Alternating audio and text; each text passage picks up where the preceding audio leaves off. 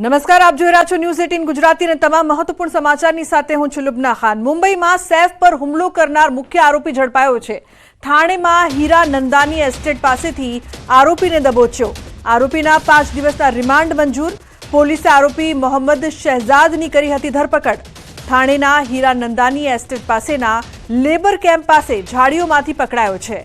આરોપીએ પહેલા પોતાનું નામ વિજયદાસ જણાવ્યું હતું।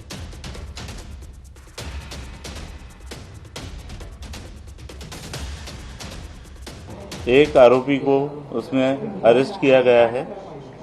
उस आरोपी का नाम मोहम्मद शरीफुल इस्लाम शहजाद है।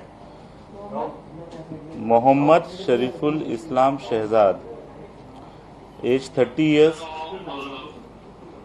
अभी तक की इन्वेस्टिगेशन में ये समझ में आया है कि ये आरोपी चोरी के इरादे से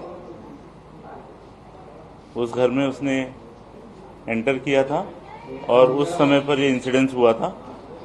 इस एक्यूज को कोर्ट में पेश किया जाएगा और पुलिस कस्टडी की रिक्वेस्ट की जाएगी और उसके बाद आगे का इन्वेस्टिगेशन किया जाएगा। ये जो आरोपी है, यह आरोपी बांग्लादेशी ओरिजिन का है, ऐसा हमारा डाउट है। तो आरोपी अंगे मुंबई पोलीसનું નિવેદન સામે આવ્યું છે। ચોરીના ઇરાદાથી આરોપી ઘરમાં ઘૂસ્યો હતો। આરોપી મૂળ બાંગ્લાદેશી હોવાની આશંકા। 5 થી 6 મહિના પહેલા મુંબઈ આવ્યો હતો। આરોપીનું નામ મોહમ્મદ શરીફુલ ઇસ્લામ શહેજાદ છે। આરોપીની ઉંમર 30 વર્ષ છે।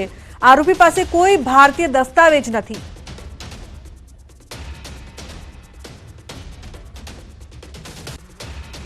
ऐसा लगता है कि ये जो एक्यूज है ये बांग्लादेशी है और इंडिया में एंटर करने के इलीगली एंटर करने के बाद इस एक्यूज ने इसका नाम चेंज किया है, वो एक रीजन हो सकता है। ये एक्यूज पिछले 5-6 महीने पहले मुंबई आया है, ऐसा पता चला है। कुछ दिन ये मुंबई में रहा, बाद में मुंबई की विसिनिटी के कुछ टाउन्स में रहा और 15 दिन पहले फिर मुंबई आया है, ऐसा इन्वेस्टिगेशन में पता चला है। क्या काम करता था सर? हाउसकीपिंग एजेंसी में काम करता था। આશ્ચર્યની વાત એ છે કે આરોપી પોતાનું નામ છુપાવતો હતો। તેણે પહેલા પોતાનું નામ વિજયદાસ જણાવ્યું। ત્યારબાદ પોલીસ તપાસ દરમિયાન તેનું નામ મોહમ્મદ શહેજાદ હોવાનું સામે આવ્યું। તે પશ્ચિમ બંગાળનો રહેવાસી છે। સૈફ પર હુમલો કરનાર આરોપી બારમાં હાઉસકીપિંગનું કામ કરે છે। મોડી રાત્રે તેની ધરપકડ કરવા માટે લગભગ 100 અધિકારીની ટીમ બનાવવામાં આવી હતી। રાત્રે 2 થી 3 વાગે તેની ધરપકડ કરવામાં આવી હતી। હુમલા પહેલા તે 15 દિવસ સુધી વરલીમાં રહ્યો હતો।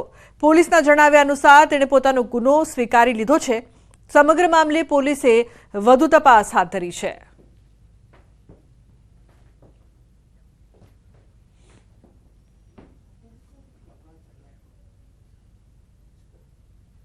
સમાચારમાં આગળ વાત કરીએ। ખ્યાતિકાંડનો મુખ્ય આરોપી ગિરફ્તમાં।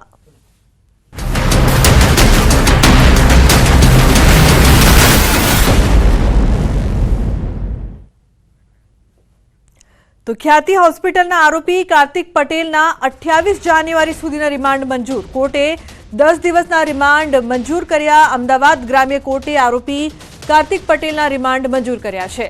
ક્રાઇમ બ્રાન્ચે આરોપીના 14 દિવસના રિમાન્ડની માંગ કરી હતી। પોલીસે 12 જેટલા કારણો રજૂ કર્યા છે। વિવિધ મુદ્દાઓને લઈને પૂછપરછ કરવામાં આવશે।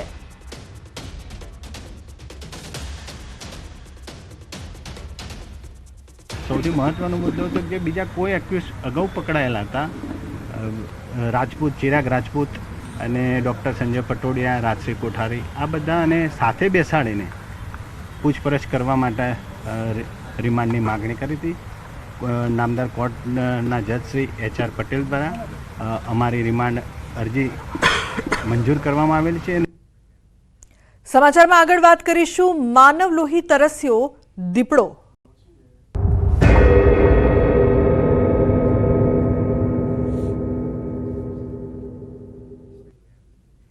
તો ગીર સોમનાથમાં લોહી તરસ્યા દીપડાએ આતંક મચાવ્યો છે। ગીર પંથકમાં પાછલા 1 અઠવાડિયાથી દીપડાની દહેશત અને ભયની વચ્ચે લોકો સતત જીવી રહ્યા છે। પાછલા 5 થી 7 દિવસો દરમિયાન ગીર વિસ્તારના તાલાલા અને ગીર ગઢડા તાલુકાના ગીર વિઠ્ઠલપુર, રાયડી, ફુરેડા અને કોદિયા ગામમાં ઘાત લગાવીને દીપડાએ કરેલા હુમલામાં 2 વ્યક્તિના મોત થયા છે। જ્યારે 4 વ્યક્તિ દીપડાના હુમલામાં ઈજાગ્રસ્ત બન્યા છે. દહેશત વચ્ચે જીવી રહેલા ગામ લોકો હવે દીપડાના ભયથી થરથર કાપી રહ્યા છે. અચાનક એક જ અઠવાડિયા દરમિયાન દરરોજ દીપડાના હુમલાએ સૌ કોઈને ચોંકાવી દીધા છે. મહત્વનું છે કે ગીર ગઢડાના કોદિયા ગામે મોડી રાત્રે દીપડાએ 2 લોકો પર હુમલો કર્યો. મોડી રાત્રે વાડી વિસ્તારમાં 2 અલગ અલગ જગ્યાએ દીપડાએ હુમલો કર્યો હતો. તો દીપડાના હુમલામાં 44 વર્ષીય વ્યક્તિનું મોત નીપજ્યું છે, જ્યારે અન્ય એક વ્યક્તિ હોસ્પિટલમાં સારવાર હેઠળ છે. ત્યારે આ અંગે સ્થાનિકોએ વન વિભાગ સામે ગંભીર આક્ષેપો કર્યા. પછી આવો બનાવ વારંવાર વિનાશ કરે છે અને જંગલ ખાતું કોઈ બેદરકારીથી કાંઈ એક્શન લેતું નથી. અને બીજા મતલબમાં તો અટાણે જે અમારા ગામમાં ફોરેસ્ટર છે એ અમારા ગામમાં આટા મેર્યા કરે ને દોડ્યા કરે ને એવું બધું કર્યા કરે છે. કોઈ ધ્યાન દેતા નથી. જ્યાં પાંજરું મૂકી અને એના બીજા માણસો છે એને બેહાડીને વ્યા જાય છે. ભાવેશભાઈ મારો દીકરો બરાબર મોટર ત્યાં ચાલુ કરવા જતા ઓરડીમાંથી દીપડો નીકળ્યો એટલે સીધી અહીંયા હલાંગ મારી લીધી. ડાયરેક્ટ પકડી લીધો બરાબર. પકડી લેતા છોકરો પડી ગયો એટલે સીધો બીજો ભાઈ હતો એ હાથને ઉડી કરવા એટલે મૂકી દીધું. દિવસ પહેલાં આવો બનાવ બન્યો તો એક છોકરાને દીપડાએ રંજાડ્યો અને પાછો પ્રમ દિવસ મને માથે સડી ગયો અને પંજો મારી દીધો. એટલે આમાં અમારે બધાને અટાણે બીક છે. વાડીએ નિર્ણય લેવા કે પાણી વારવા અમારાથી જવાતું નથી. મરનાર છે એ મારો ભાઈ છે, વાઘાભાઈ સાદુલભાઈ. કેવી રીતના હુમલાની ઘટના બની? ખાટલે સૂતા હતા ઘેરે ને હુંતા માથે દબી દીધા છે. હા, ઘરે સૂતા હતા ને? ગળાનો ભાગ પકડી લીધો છે. ગળાનો ભાગ પકડી? હા, એને બોલવા ન દીધા. અમારું ગામ છે રાયડી અને મારા કાકાને વાડીએ દીપડાવે લગાડી દીધેલું છે બરાબર. બાજુના અમારા પાડોશી ખેતર હતું, અહીંયા ચા પીવા અહીંયા બોલાવ્યા કે ભાઈ તમે અમારી અહીંયા ચા પીવા આવો. અને ચા પીવા ગયા એટલે ઘઉંમાંથી સીધો દીપડાવે હુમલો કરી લીધો. અને વારંવાર અમારા બાજુના ગામડામાં પણ આવા દીપડાવે જમાલપરા ગામમાં 2 વ્યક્તિમાંથી હુમલો કરેલો છે. અમારે અત્યારે પાણી વારવું હોય તો પણ માણસોને બીક લાગે છે. ખેડૂતને નિરણ પૂરો કરવો હોય પણ તો ખેડૂતને બીક લાગે છે. એટલો ભય છે દીપડાનો કે એની કોઈ વાત પૂછોમાં. માણસ ઉપર હુમલા કરવા માંડી ગયો છે દીપડો ને લોકોને બહુ ભય છે.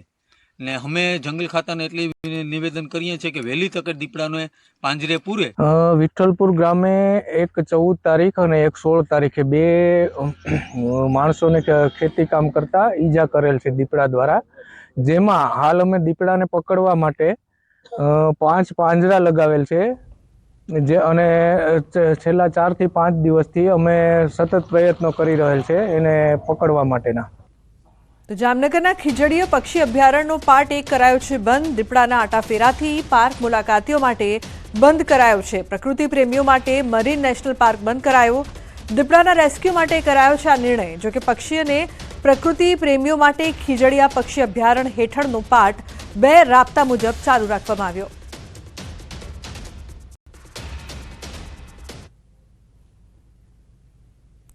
તો બીજી તરફ અમરેલીના જાફરાબાદમાં સિંહનો વિડીયો વાયરલ થયો છે.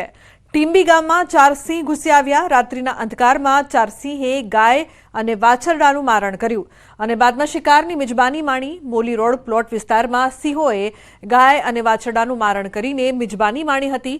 તો ગામમાં એક સાથે 4 સિંહ ઘૂસી આવ્યાની વાત વાયુ વેગે પ્રસરતા ગામમાં ફફડાટ ફેલાઈ ગયો હતો. રાત્રિના સમયે વન વિભાગ પેટ્રોલિંગ વધારે તેવી ગામ લોકોની માંગ છે.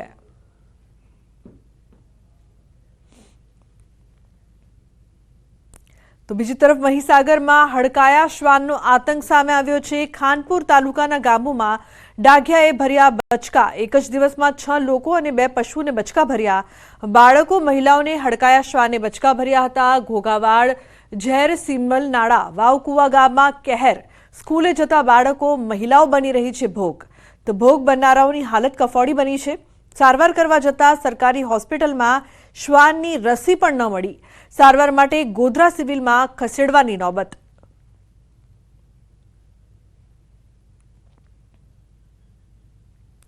સમાચારમાં આગળ વાત વલસાડની